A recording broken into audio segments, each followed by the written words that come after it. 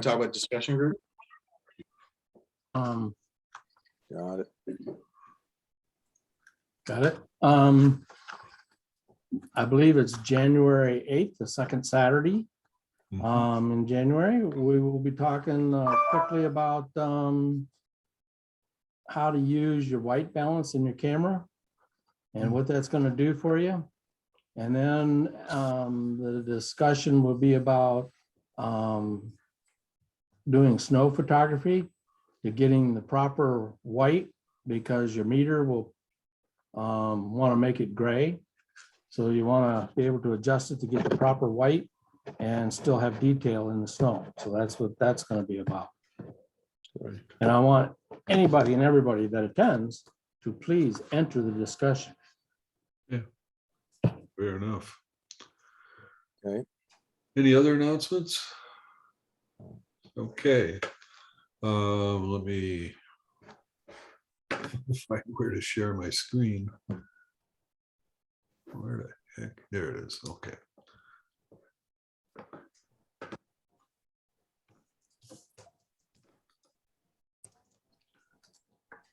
Everybody see this? I see a barn. Okay. So first one up is Samantha's, titled "A Bustling Town." And I think that is for, I think that one's mine. yes, it is. Steve. Steve. Okay. I think Sam used really good white balance here. A lot of times, shooting at night in a city, you get a lot of yellow and orange in the image that reflects off the buildings in the street. And she doesn't have that here. It looks really good. The vehicle passing by helps to tell the story of the hustle and bustle of the season. Everybody's kind of rushing around and trying to get things done quick and trying to find the right store with right gifts. So I found I don't know if you can see it here so much. I can a little bit. There's just a little bit of distortion of the tall tree in the building, how it kind of leans back, probably because of the wide angle lens that she used. Yeah. And that's easily enough adjusted in the post-processing. And then at the very top of the image in the center, there's a smudge or a white or something that's showing up in the image. I don't know if it's what do they call the sun, where the light from like the bright street light maybe is putting a glare up on the lens up there. This? No, all the way to the top. Yeah, there's two. It's the moon. Oh, up here. Yeah. Yeah.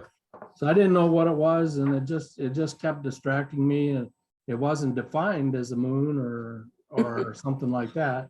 Mhm. So it just kind of, Could it have been a snowflake?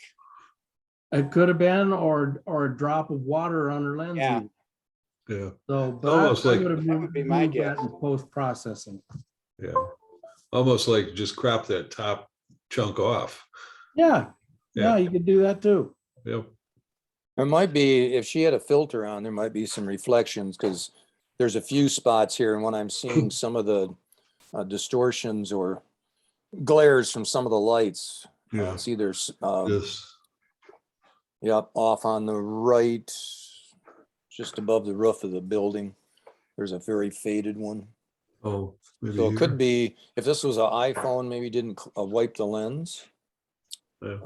Or if it's a DSLR, yeah, it could have been some snowflakes or something got on the lens. Yeah. Yeah. Nice picture. Okay. Then moving over to Dave, we have Milky Way over String Lake by Rags. Yeah, this is a really nice image. The composition is real nice for this. Use of thirds. The foreground element in the lake adds to the strength of the image. You've not only got some reflection there of the Milky Way, but you've got this log, and it's sort of creating, some triangular aspects. draws the eye, up through the image. The reflections add another whole dimension, because even though it's night, you still got these reflections of the trees and the lake and the mountain on the right side. And very good astrophotography with a clear view of the Milky Way. And you don't notice it quite so much in the sky, but in the reflections, you can tell it's a longer exposure because you've got that little bit of movement in the stars. But Yeah. you know, I don't know if there was a mist, or if it's I didn't really zoom in real tight, being night photography, and depending on the situation and high ISO, I don't worry quite so much about noise unless it's just extremely distracting. But I like that you're seeing some of the detail in the trees Yeah. there. And so it's a very nice creative image. Yeah. Okay. Any other comments? Greg's, where was this? Oregon? That's Grand Teton, And Teton. Okay. and that mountaintop to the right. The reason it probably looks a little gray versus pitch black is a lot of smoke. That's what I wondered. I figured there Fire. was haze. Okay. But I liked it because it gave it kind of an Orton effect, you know. Yeah. Yeah. Was the moon out, Rags? Let's see. No, if boy, Dale, I'll have to, it was February of last year, so I'll have to, not February, it was September last year. I think we actually had a pretty moonless night, actually, but I was able to pull some detail out of the shadows and stuff. Yeah, it's a lot of detail. Yeah. In a way, the smoke sort of helped. It gave it that different dimension. Exactly. Totally Yeah. agree. Great. Thank you. Okay. Okay. Next up is Samantha's again, motion lights. Oh, okay. Well, at first, my thought was, wow. But I love this shot. The image looks like you're, like it's just a bit too much saturated. The colors seemed a little too much. But it has great lines. It creates the appearance of you're traveling at light speed down into some abyss. And that's pretty cool. Yeah. I might have removed the white light in the middle on the right by the side of the image there. Yeah. And because when I was looking at all the beautiful colors and stuff, that light kept catching my attention. And then down in the bottom right-hand corner, I might have just darkened that a little bit so you couldn't see that building quite so well. Yeah. But other than that, it's a great shot. The colors really catch my eye. I like that the blue star on the tree is still intact. You can see it. Yeah. Yeah. Yeah. Can I ask you a question? Does that look like, you know, when you'll take a zoom and you'll crank the zoom, you'll zoom? As you shoot.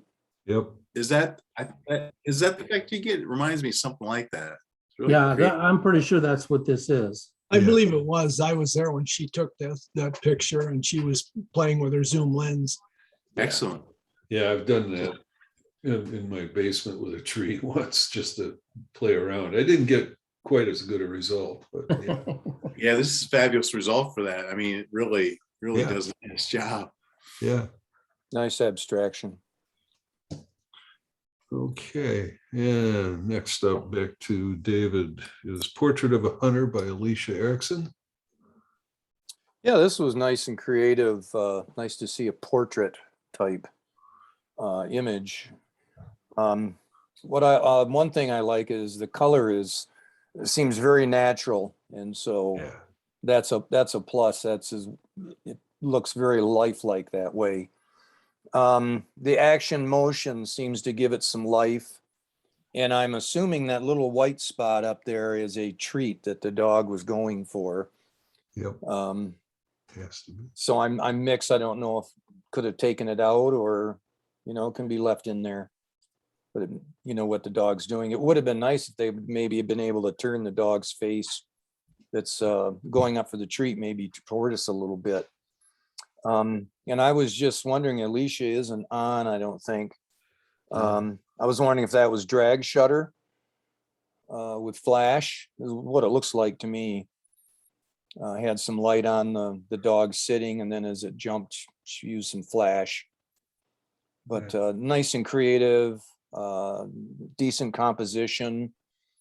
And I like that she used the vignette, and I mean, it just puts the one dog, with the dual views, just brings it right up into your face.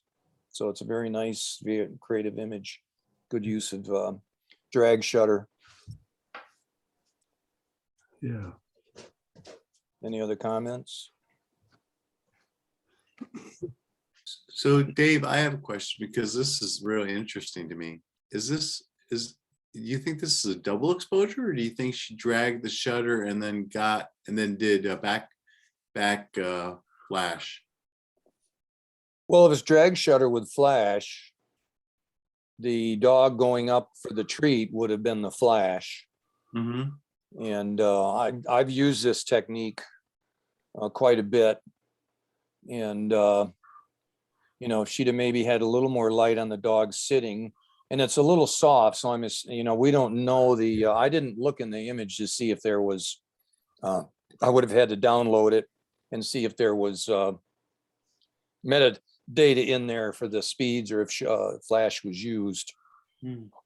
But this would be a common use for drag shutter with flash. Can you, in a couple sentences, explain drag shutter? Well, yeah, what you're doing is you're using your film plane mode. And what you do is you set your exposure for maybe, something like a half a second. Yeah. Ideally, you want to be on a tripod or leaning against something holding real solid. Yeah. And then when you shoot the picture, you wind up getting the flash. Now, the dog going up actually might have been the initial flash. And then when the dog sat back down, that was then picked up without the flash. That's why it's not quite as bright. But what you're doing is with a film plane shutter, you're able to freeze that action. And normally when something is moving, if you didn't use the film plane shutter, everything would look like it's coming from the front. But Yeah. when you use the film plane shutter, then it actually looks natural where it's trailing off towards the back of the motion. So it's just using fill flash basically, but using a longer shutter speed. And of course, the flash at a lower setting, the lower the setting, the faster the duration of the flash. So it could be down to, a millisecond, half a millisecond or more. Okay. So, So this is like being done with a rear curtain sync? yeah, Okay. film plane sync, yep, or film plane sync, they call it. But yeah, rear curtain. Now, she might not have needed to use the rear curtain, but if you are going to do, especially things moving from left to right, or it's important to have it look like it's trailing off behind them, then you want to use the rear curtain or film plane shutter. There's a setting in your camera. Actually, when I do all my live shooting, especially at concerts and things like that, events, first thing I do is I set the film plane shutter on the flash so that I know that it's shooting with the film plane. That way I get the correct trailing. Okay, thanks. So yeah, nice creative image. I like it. Okay, next up is Radiant by Ann Kennedy. Okay.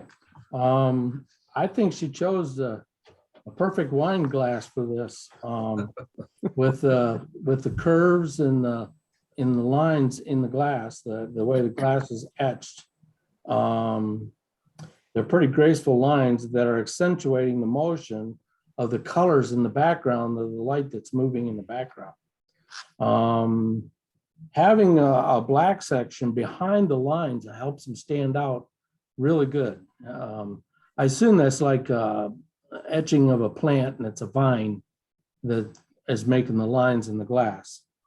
The image has kind of a wonderful soft beauty about it with a very nice, the light was moving faster than, she posted some of them online and I saw it, and they were going pretty slow, but with this one, it's moving fast enough. You don't have any definition much in the light. So I really like the way that softness is in the image. The one thing I didn't talk about so much when I wrote this out was the blue light at the top seems to be a different color in the reflection. And I assume she's using like the black plexiglass to set it on for the reflection. Yes, that's right. Okay, so I assume the black plexiglass is what makes the color in the bottom, and that really makes this interesting to see the difference in the color, knowing it's the reflection of what's above. Anybody else got anything to say about this? Just very, very nice, very creative, Yeah, It is very especially for creative. the assignment. Thank Yeah. you. yeah. I would agree. Okay, up next is Rapid Water by Alan Hewer. Yeah, this is really nice. Definitely suits our assignment very well. One thing I like is the color is very pleasing in this with all the complementary colors, the mix of the blues, the greens, the yellows, everything fits so nicely. And I really like the flow with the water and the branches leading from the left to right. It flows so nicely. It just draws your eyes right across. And the other thing I like, the choice of shutter speed that still left a certain amount of detail and texture. I don't know if you added texture. If you were like in Lightroom, you can use the texture filter. But I really like that you have the blend, you have such sharp detail on the branch and the leaves and everything.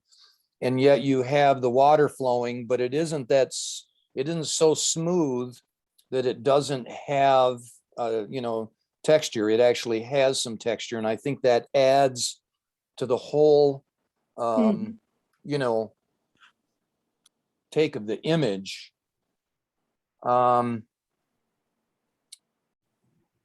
used In a good composition, weighted in thirds.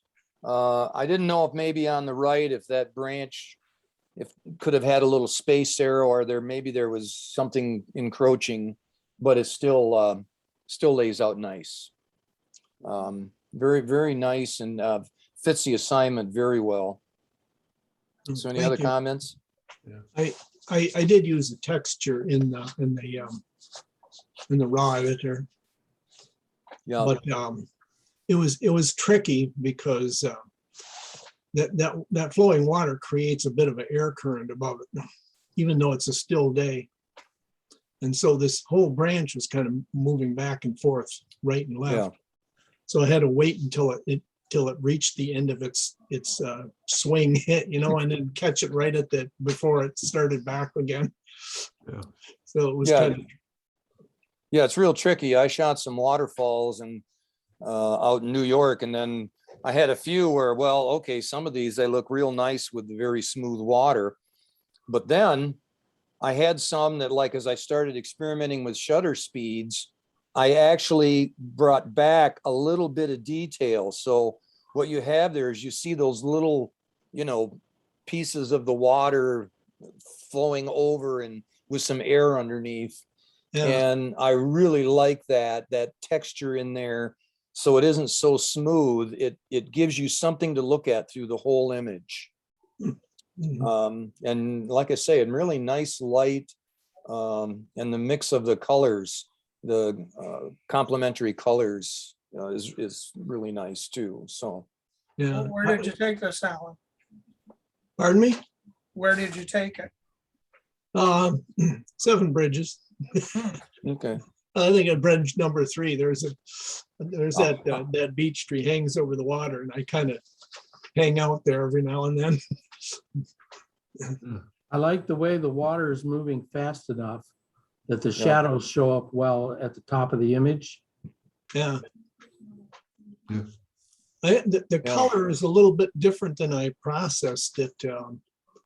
I shoot in Adobe 98, and then we have to convert these to sRGB, it's part of the rules of the thing here. But when that happens, I try to, once it goes into sRGB, you can see the whole thing changes, and then you have to try and bring it back a little bit. And this one is a little bit warmer in color than I visualized it, when I originally processed it. So, It works. Still a good mix. Yep. thank you. Yeah, Okay. very nice. Next is Seven Bridges, Dale DeVries. It's a good area. Dale goes there quite a bit. We put it right after Alan's brilliant picture. Well, this one's pretty nice too. It's a very nice landscape.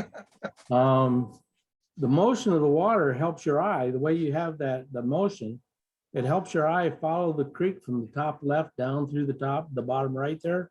Mhm. And as the creek meanders through that environment of the trees with the fallen leaves, you have the soft water contrasting to the fallen leaves that have a lot of texture there.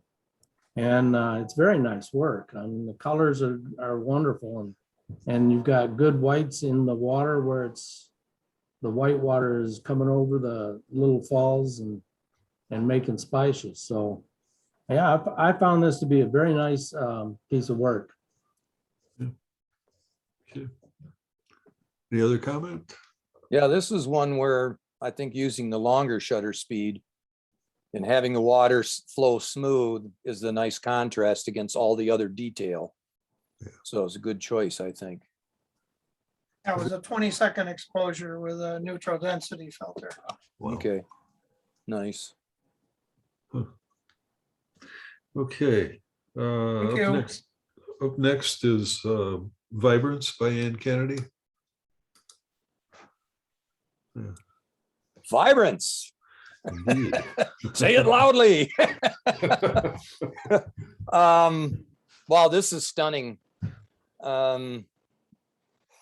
It's a stunning image, excellent composition with the use of thirds, placing the wine glass off to the left into that third line, as well as you were putting that dividing line, the lower 1/3 line, and having separation there, having that black run all the way through, really adds to the strength of this image. And it has such a strong variety of elements between the color, the flow, the movement, and the reflections. And then the mix of the sharply focused wine glass versus the abstract color is a very nice use of mixed contrast. And yeah, this is extremely creative. I saw some of the stuff she had on Facebook, and I figured this was, something was going to come in with the critique, but very creative. I actually had some ideas. I wish I'd have had time to do it. I have a piece of black granite, but it wound up getting a big scratch in it in my latest move. So I canned it and I didn't, pursue anything, but very creative, very nice, and be interesting to see if Anne expands on this in future work, because it's a great still life, exercise as well. Thank you. Light painting is a lot of fun, and you can learn a lot from it. Yeah. Yeah, great light painting effect. Okay, next up is Westlake Fireworks with Dale. Well, Dale, I really like this image too. I like the way it shows the great view from the windows. The motion in the fireworks, along with the smoke, tells the story of the wind that evening, that there was a little bit of wind. And I thought that was pretty good that it had a story with it. There's a little soft halo around the window frame in the lower part, lower right of the window, and around the binoculars. You see binoculars. Yeah, well, you got to watch your neighbors. That's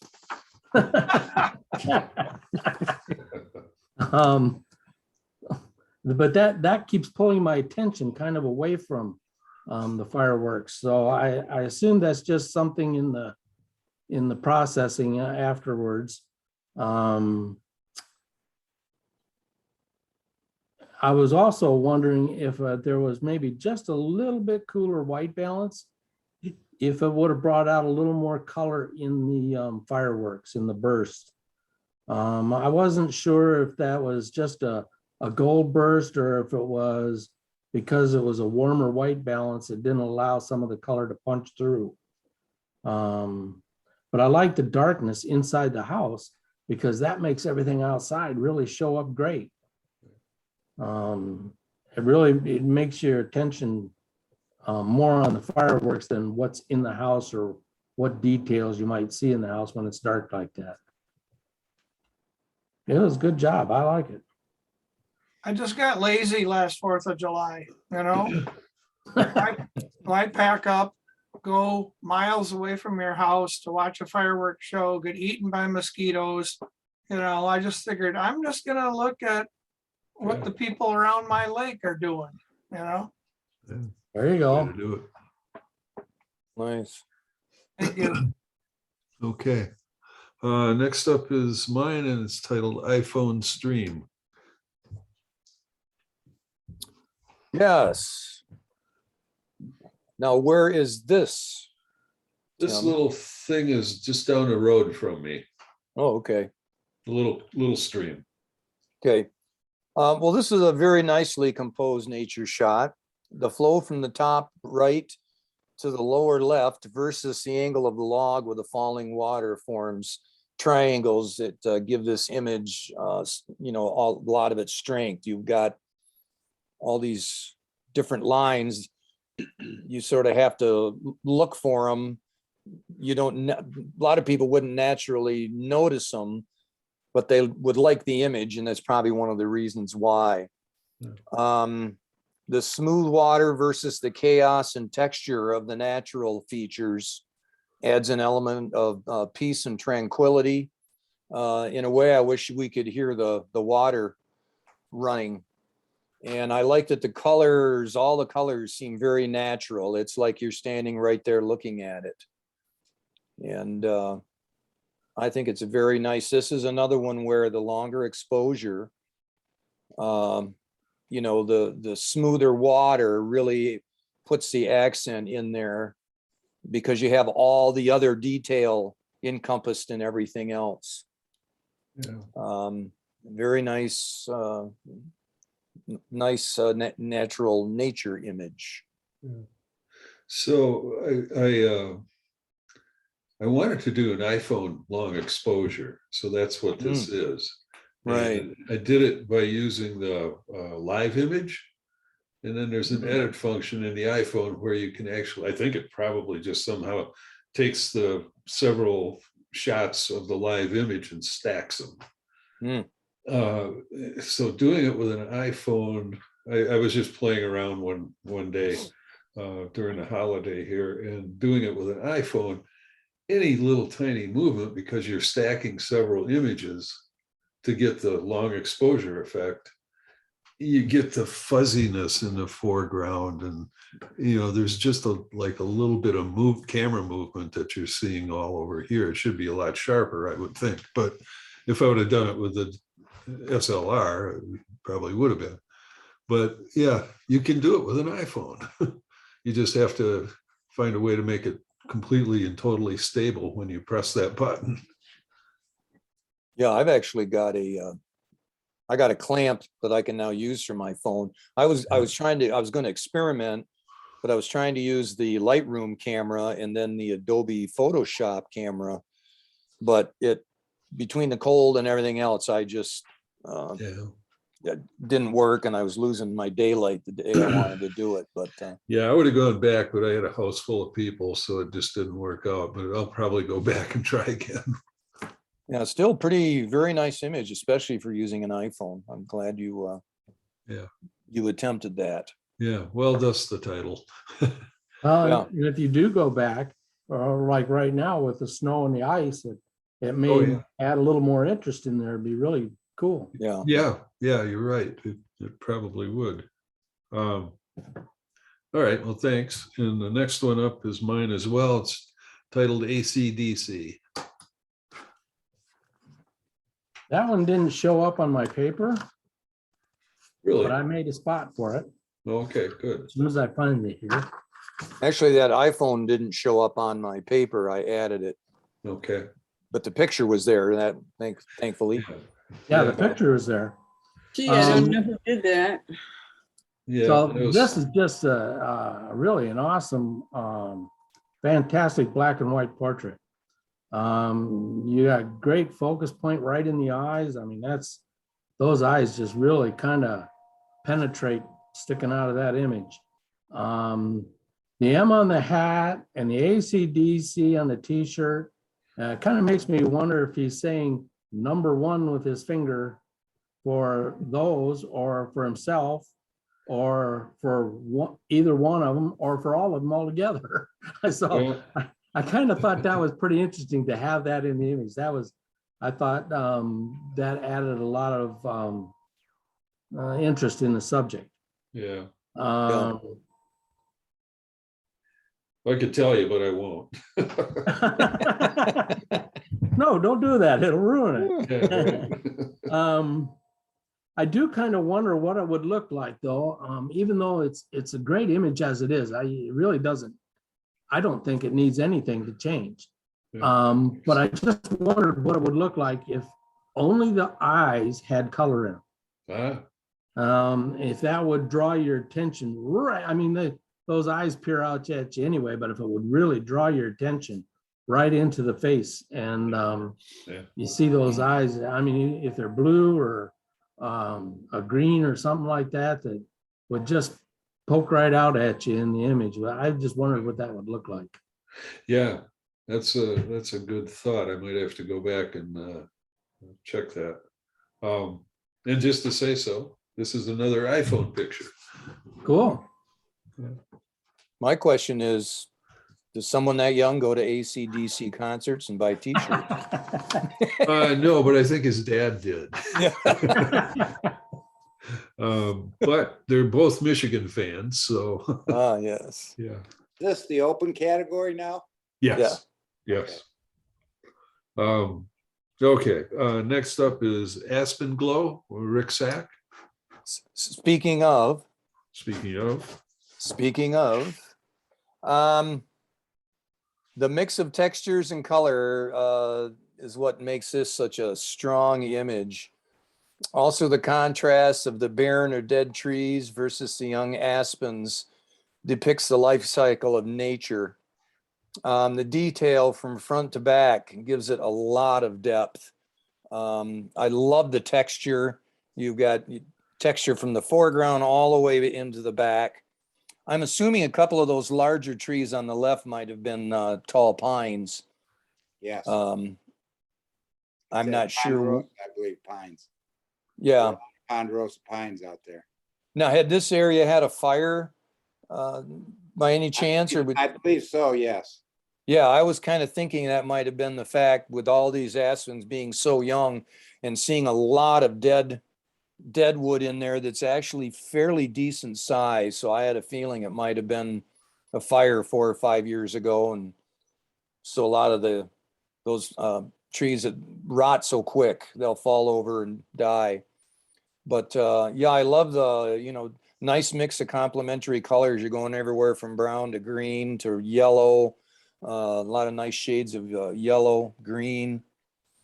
You know, just a very pleasant picture. It's nice to always see some of these aspens in that fall time of year. It can be very beautiful.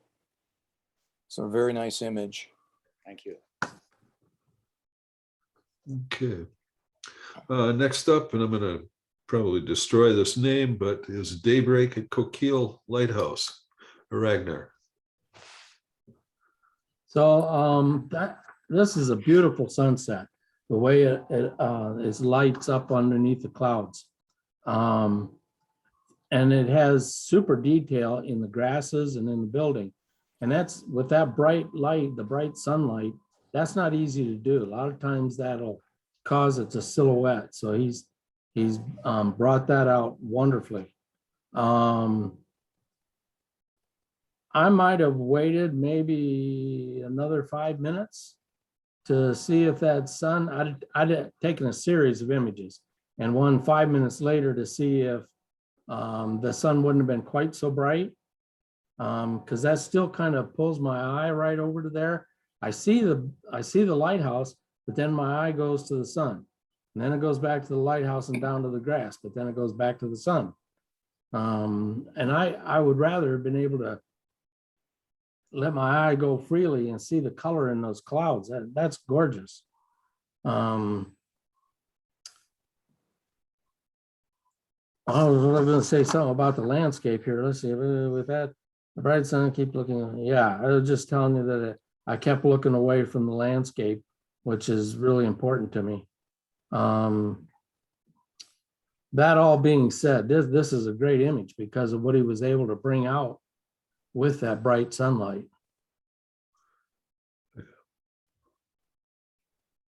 And somebody says it's a nice composition. Oh, Marilyn, and it is. It's a wonderful composition.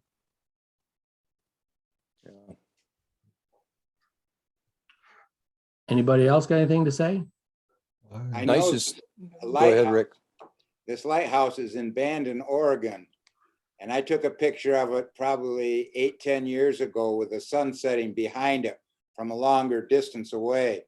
And it's just a beautiful setting. There's an estuary there that leads out to it. And it's a great place to take sunset pictures with that lighthouse from a lot of different angles. Yeah. Yeah, I was going to say that the detail on this backside and having that, being able to see that is really nice. Could I ask, did you use HDR on this at all? I'm just finding unusual detail in the foreground when the light all seems to be coming from the background. Yeah, that's a great question, Alan. So my photography guide, Nick Page, was pushing me to expose for my highlights. So I was really sometimes exposing +1, sometimes even a +1.5 stop. And then using a term in light Photoshop called dual processing, where I would expose one part for the foreground, one part for the sky, and use luminosity mask to blend the sky in with the foreground, and then take the highlights on the grasses and use a version of dodging and burning with Lightroom mask that would be only the tips of the grass and using only color. And so I was pushing a lot of pixels around. Pushing a lot of buttons. So, yeah, but it's not HDR. So that's the kind of the Oh. interesting part of a luminosity. If you expose enough, where you got enough data and you're exposing to the right, kind of more towards the white. If you would have seen this shot in the back of my camera, you said it's a throwaway because it looked way overexposed. But what happens is, yeah, well, you guys are all experts, so you understand it. What happens is that you can pull more data out of overexposure versus you get noise when you're underexposed. So Oh, it was really forcing me to do a whole new workflow in my process. And 7 days of shooting every day, all day, started making me do some things I normally wouldn't do. well, that's where you where you push the envelope, I guess. Yeah, Really? yeah, for sure. So in a way, it is sort of an HDR, but it's through the mix of the processing. And how much time do you figure you have in the processing? Well, after doing probably 50 Luminasi masks, now I've gotten to the point where it's not too much. It's probably, if I spend, well, I can spend a couple hours on one image, but this image probably wrapped up in about 15 minutes. Okay, Using all those different processing techniques, but I had kind of gotten in the flow. And that right. was part of what I was forcing myself to do, is to try to use the Luminasi masks as more of my flow and workflow. And yeah, I think it stuck this time. I've tried to do Luminasi masks for like 3 years, and I finally forced myself to try to do it. I've never done one. You Oh my gotta God. keep using it. You got to keep using it. I totally agree with you, Steve. Yeah. Yeah. Thank you for your comments. Oh, thanks. Okay, Gone Fishing by Alan Hoover. Yeah, this is again a beautiful nature shot. The composition is laid out nicely. The foreground detail on the bird and the branches versus the soft background puts the focus on the most important part of the image. The light is perfect for the scene. It's nice that you have, looks like some sunlight coming from the right. Excuse me. And again, very nice natural color. You actually bringing in some of the color in the reflections there. You're missing it because you've got the grass cropped. But I think if you'd had any more of the image showing at the top, that might have detracted. So it's that way the light sort of follows it right across and into the front of the bird. So is that a heron or do you know what that is? Blue heron. It's a blue heron. That's what I thought. Yeah.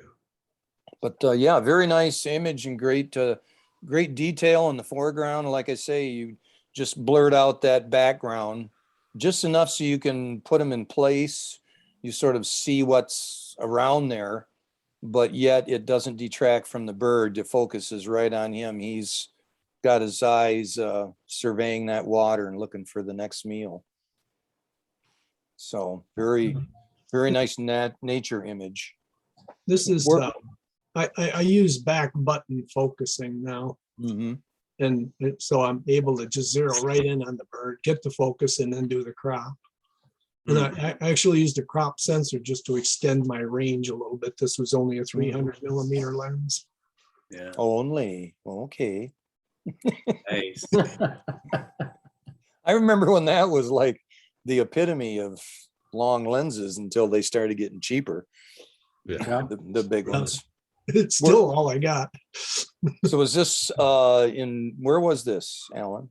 This is there's a pond just west of the Meyer store in Acme. Okay. Yeah. And Yeah. I actually I hung out at that place and got to know this bird a little bit. He in the beginning he wouldn't let me get even that close, but after a while he kept seeing me, and he just after a while he ignored me. Good. Yeah, cool. Yeah, sometimes you got to work to get that familiarity, Yeah. to get comfortable. Yeah. Okay, next up is My Friend the Tree by Bill Mumford.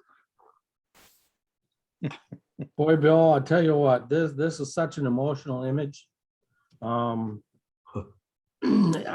see a story here of a person reminiscing on the days that she maybe came here to this spot to ponder life when she was a very young girl. The tree looks like it's an old friend cradling her in comfort to help her with her thoughts.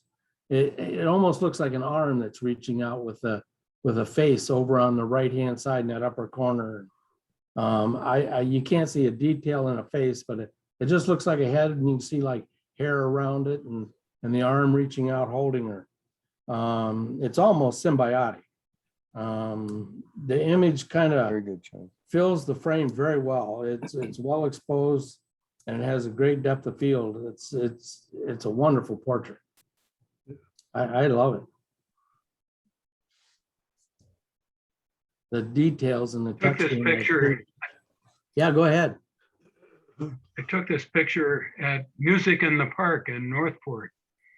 And there's 2 or 3 trees along the edge of the park that are great climbing trees for kids. And so when we go, they play all summer, every Friday night. And I usually spend more time taking pictures of kids in the tree than listening to the music.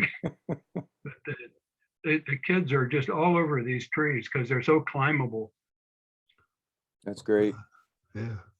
Yeah, I Very think nice. And that's what this picture tells me, is that the kids come and just enjoy the nature and life and enjoying these huge trees. And they'll be there for them to enjoy as they get older. Yeah. This is an iPhone shot also. Oh, awesome. Oh. Okay. Nice critique there, Steve. Yeah. Really hit on the human element.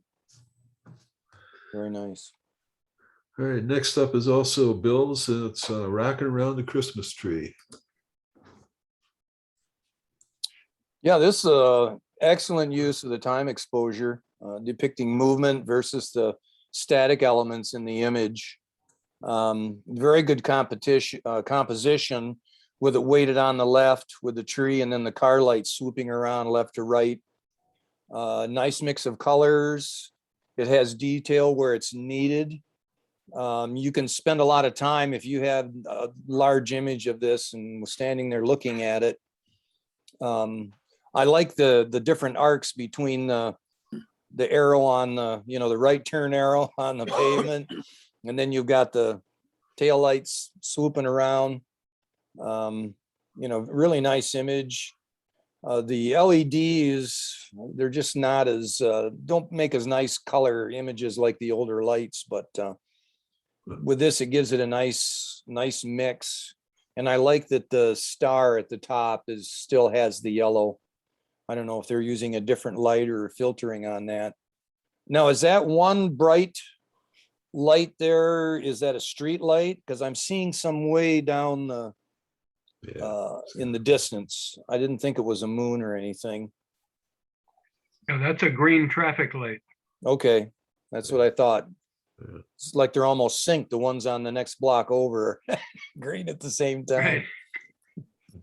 Yeah, real nice. I like Didn't you even have the reflections, some reflection of the light on the pavement down there. Like I say, you can spend time with this and enjoy it, just seeing all the different things going on in the image. This was entered in the open category because I took this 11 years ago. It was the first Christmas after we moved here and my first experience of Christmas downtown Traverse City. Great. Very nice. Yep. I wondered about that because of the star. Because the ones I took this year, the star was blue. Yeah. Yeah. They've changed it through the years.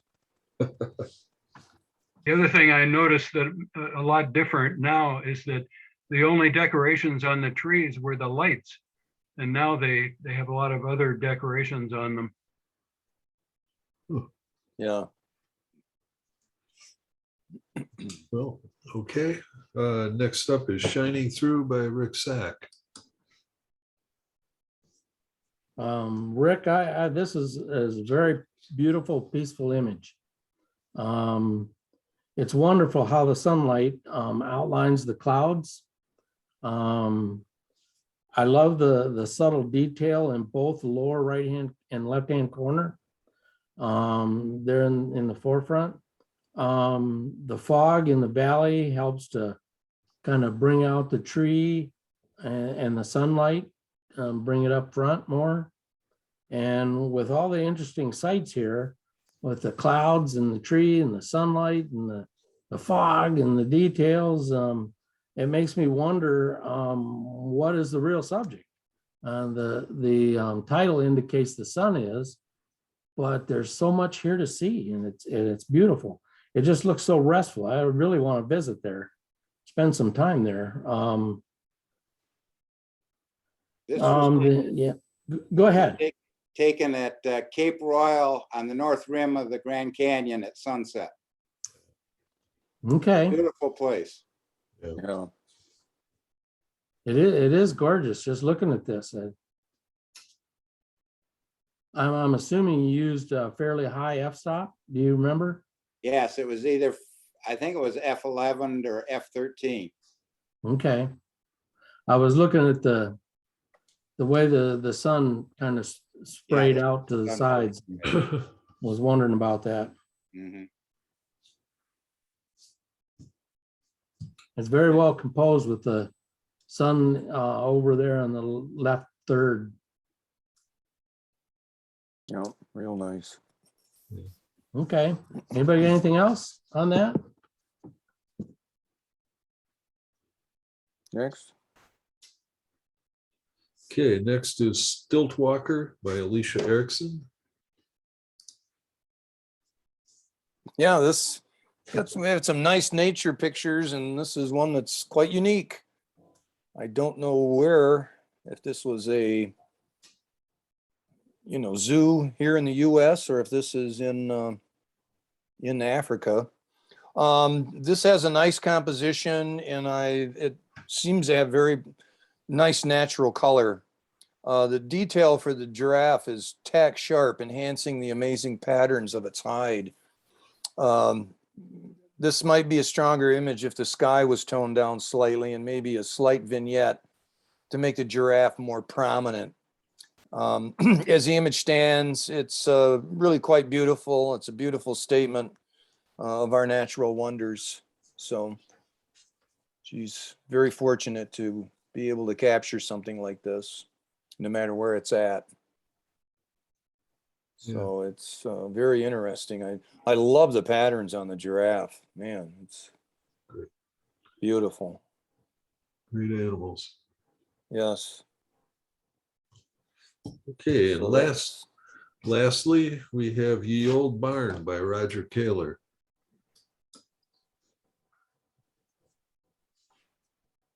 This, oh boy. This makes my whole comment wrong on here when I look at it now. It's a great subject. The old barn has some super lines and textures in it, as do the trees around it. I love the billowy clouds, and I think if the sky was taken down a bit, maybe just a little bit darker, you could see the details around the clouds better, and that would lend a little more interest to the image. And maybe the shadowing around the barn, as dark as it is, if that could be brought up a little bit lighter. I wonder if something like Rags was talking about with the toning, what was that called, Rags? Dual processing Dual where you do processing. one image for the sky, one image for the foreground. Mhm. Right. Yeah, if that would help this quite a bit. So you could see more of the detail in those trees and in the barn, and still see the detail in the clouds up above. It just needed some adjustments to it, I thought. It looks like a great place to spend a lot of time, to keep going back and doing pictures over and over and over again. As many different beautiful images as possible. It just, there's something about old buildings that, you can walk around them and get a different picture today than what you did yesterday, or what you did last year, or Yeah. different times of year, in the winter and the summer and the spring when the trees are in bloom. It just looks like a great place to go back and do that. I love it. Yeah. Nice shot. Looks like you could spend a day there if you walked around it. Absolutely. Yeah. Yeah. Yeah, it's amazing how many times I have shot different barns and things, but I continue to go back and different times of the year. Yeah. Get different views, different angles. Yep. I've got Okay. one now I'd like to spend some time with, but I think they're gonna tear it down. Oh, Out there by the ball field. Where they built those, they put in some new storage buildings. And if you go off to the side of where the storage buildings are, there's an old cabin back there that's falling apart. It just looks like it'd be a beautiful place to take pictures of that. The problem is, I'm pretty sure it's private property and I don't have permission to walk back there. you know, I'm gonna be trying to find out who owns it though, to ask them. there you go. Well, so David, Well- when we're done here, can you hang on a minute so I can talk to you a little bit? Yeah. Okay. Okay. Well,